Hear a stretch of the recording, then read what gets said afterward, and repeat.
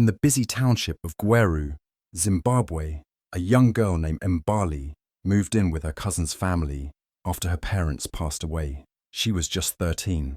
They told her they would take care of her like their own daughter. But on the very first night, instead of love, they gave her a mop. That night was the beginning of 10 long years. From the age of 13 to 23, Mbali worked in that house like a maid. She cleaned floors, washed dishes, ironed clothes and served food.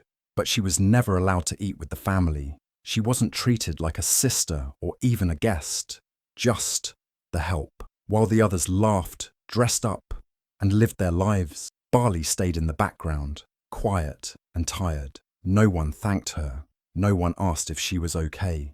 She missed school, birthdays, and her childhood. She had golden hands, gentle, hard-working, and full of dreams, but they only saw her as someone to clean their mess. Even though her heart ached, she stayed silent, holding back her tears and waiting for something, anything, to change. But deep inside, she knew, one day, her story would not end this way. While her cousin Lebo wore shiny dresses, went to fancy parties, and took selfies with her friends at university, Mbali stayed hidden inside the house. She was never invited anywhere. Every time there was a celebration, she was the one cooking, washing, and cleaning for the guests. She would stand behind the kitchen door, hearing laughter, music, and the clinking of glasses. But none of it was for her. Nobody asked if she wanted to join. She was told, "Stay inside, you don't belong with them."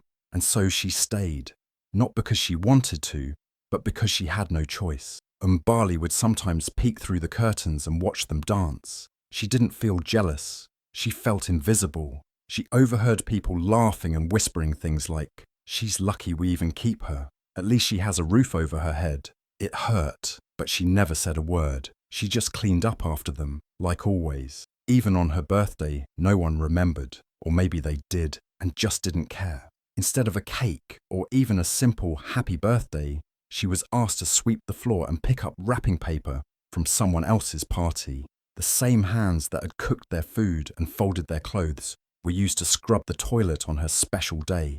Not one gift, not even a smile.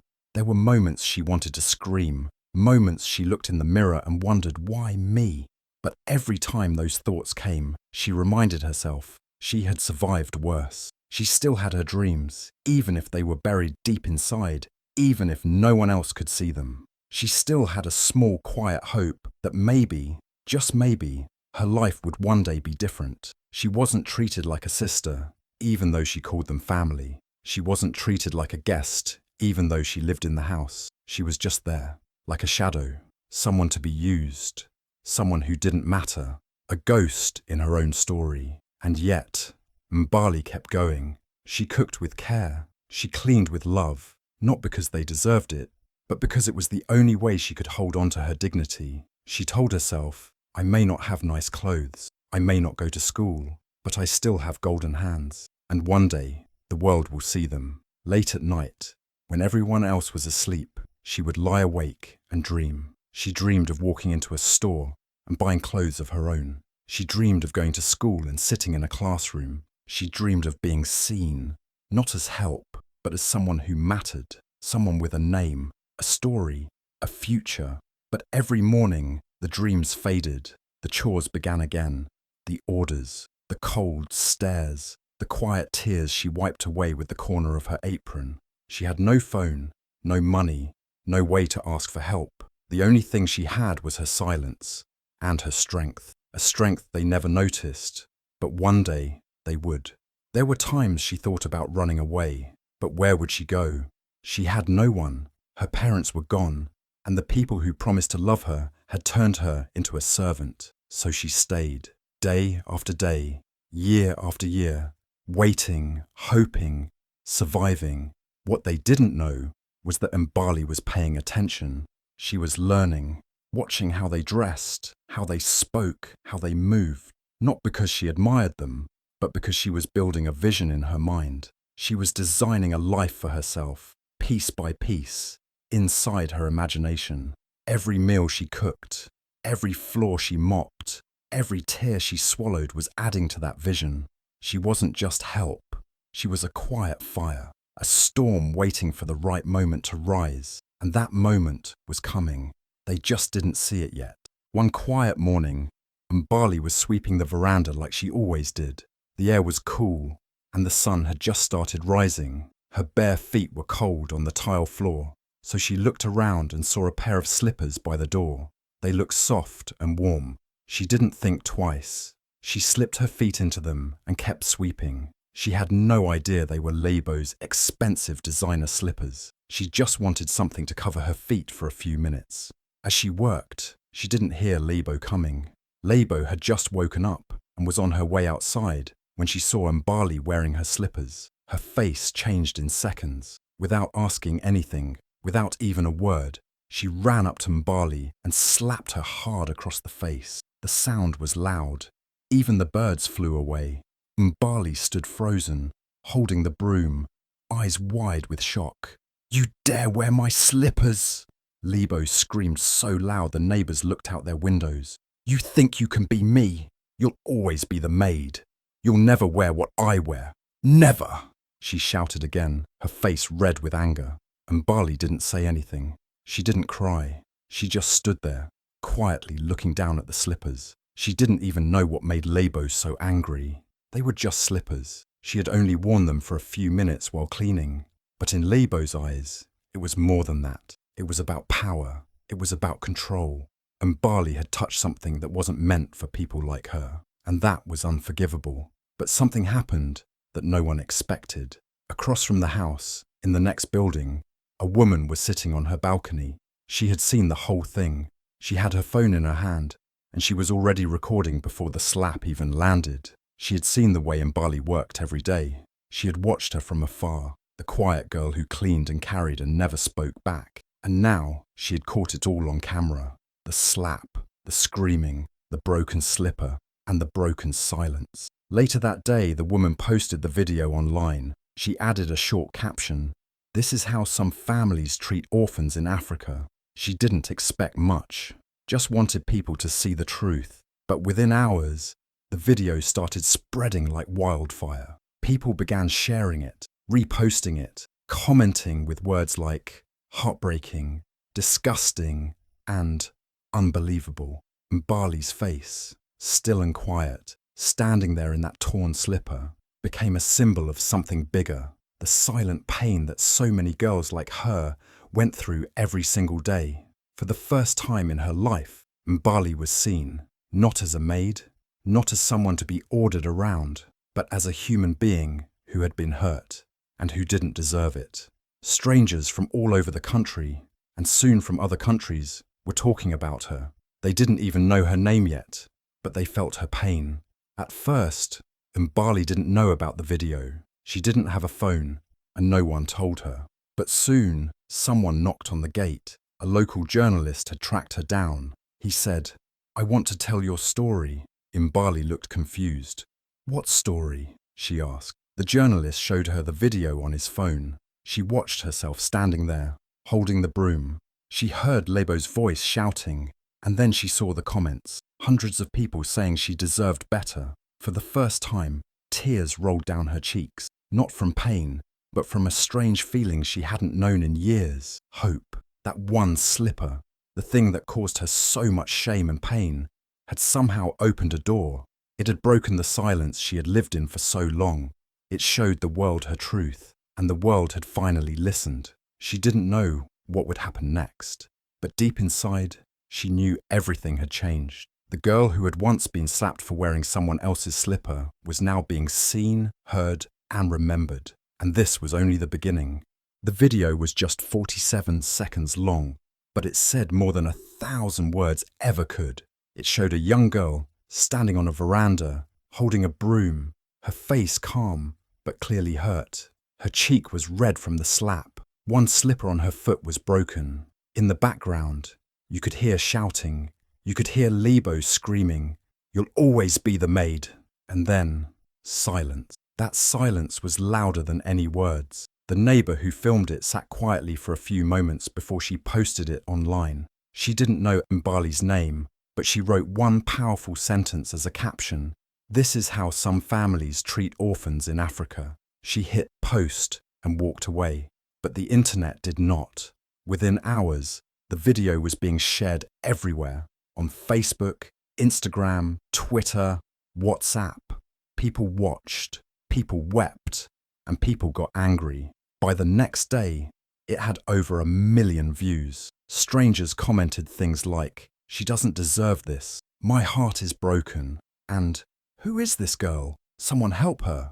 In less than 48 hours, the video reached 2 million views. It wasn't just viral, it was a wave of collective emotion. What touched people most wasn't the slap or the shouting, it was Mbali's face. She didn't cry, she didn't yell, she just stood there, frozen, like she had been frozen for years, in silence, in sadness, in fear. That image hit people hard, because it was familiar. It reminded them of the silent pain so many girls and boys go through every day, unnoticed, unheard. People started calling her the girl with the golden hands, and they wanted to know who she was, where she was, and how they could help her. That same week, a local journalist saw the video while scrolling through his phone. He paused. He watched it twice. Something about Mbali's quiet strength stayed with him. He knew he had to find her. He began asking questions. He called people in Gweru, knocked on doors, showed the video around. It didn't take long. Someone pointed him to the house. "That's the girl," they said.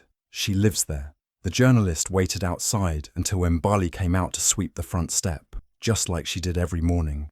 He walked up to her gently and said, "Hi, are you okay? I'm not here to hurt you. I want to tell your story." Mbali looked at him, unsure. She didn't understand what he meant. Tell her story. Why would anyone care? She had lived for 10 years where no one had asked how she felt. No one had listened. Now suddenly, someone wanted to know her truth. He showed her the video on his phone. Her eyes widened. It was strange, seeing herself like that, frozen in time, her pain on display for the world. She looked away, ashamed. But the journalist shook his head and said softly, "Don't be ashamed. People care. They're talking about you. They want to help." She didn't know what to say. Her heart was beating fast. Was this real?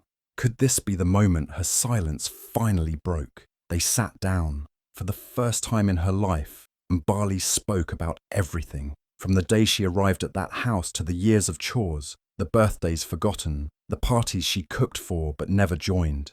She told him about the slap, the cold words, the long nights of crying quietly into her pillow.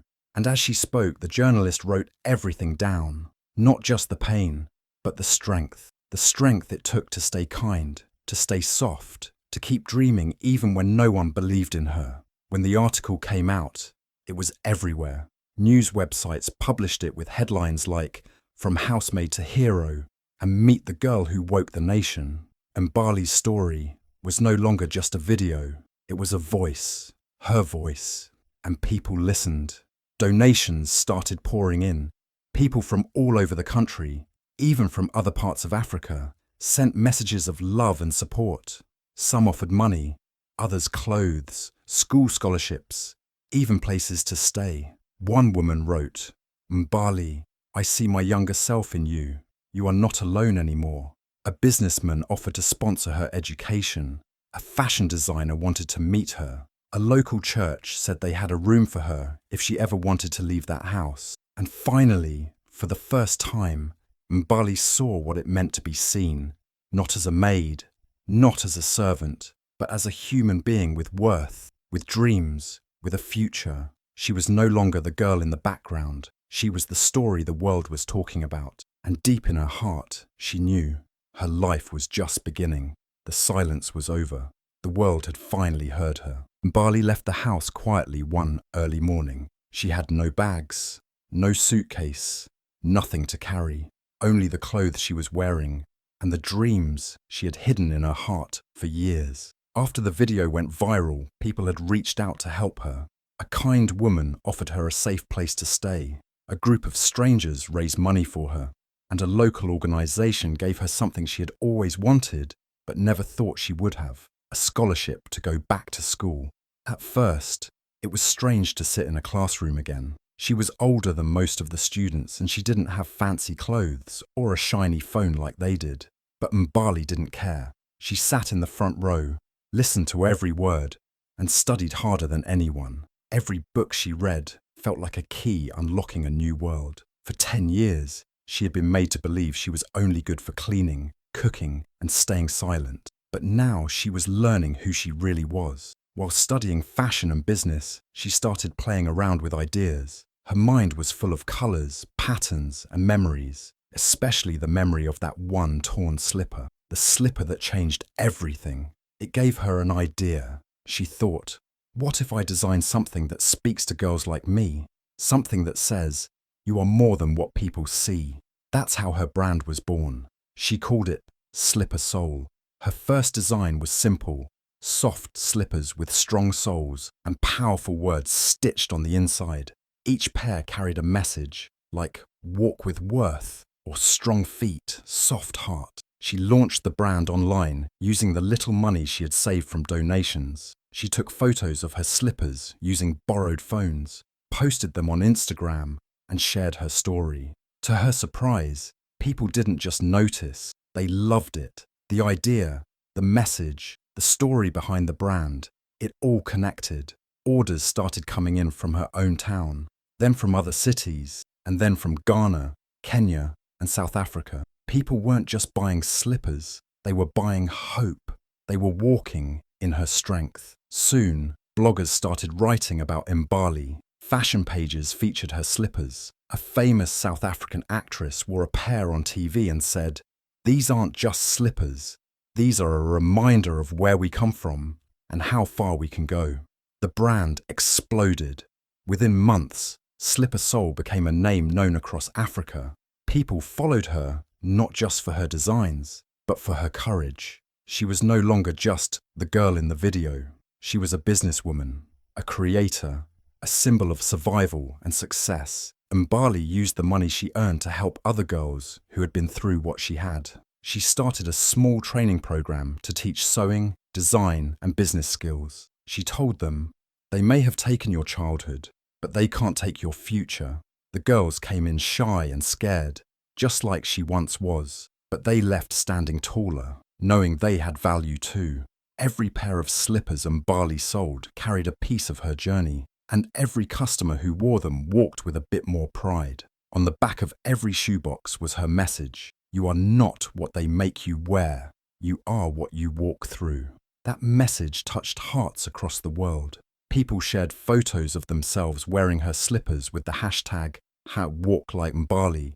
Some wrote letters saying, you helped me leave a toxic home. Others said, because of you, I started my own small business. Even children wore her slippers to school, feeling like they were walking in something powerful. Mbali's life had changed completely, but she never forgot where she came from. She never forgot the little girl who once cleaned in silence, the girl who wore a slipper and got slapped for it. Now, that same slipper was her logo, her strength, her victory. Every time she looked at her reflection, she didn't see a maid anymore. She saw a mogul, a girl who was told she'd never wear what others wear, and now the world was wearing what she made. And the most beautiful part? She did it all by walking forward, one step at a time. 3 years had passed. Mbali's life had completely changed. She now owned a beautiful boutique in the city, clean white walls, soft music, shelves full of her famous slippers. People from all over came to see her store. Some came to buy, some just to meet the girl whose story had touched their hearts. But one afternoon, something unexpected happened. A tired-looking couple walked in. They glanced around the shop, touching the slippers, pretending to admire the designs. It took Mbali only seconds to recognize them. It was her cousin Lebo and her husband, the same people who had once made her feel like nothing.